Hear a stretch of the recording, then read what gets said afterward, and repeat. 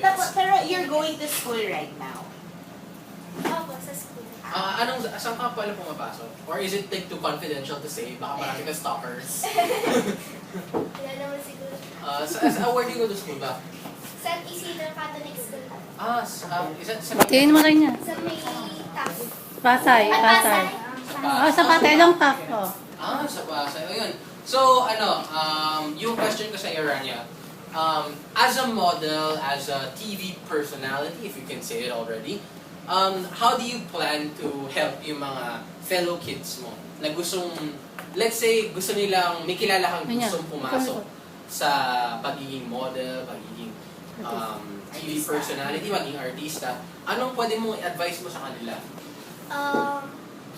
Kung gusto nilang maging katulad ko, sa bahay pa lang mag-practice na sila bago sila sumabak sa mga auditions. At kung hindi man sila makuha, at gustong-gusto talaga nila yung ginagawa nila, huwag sila tumigil.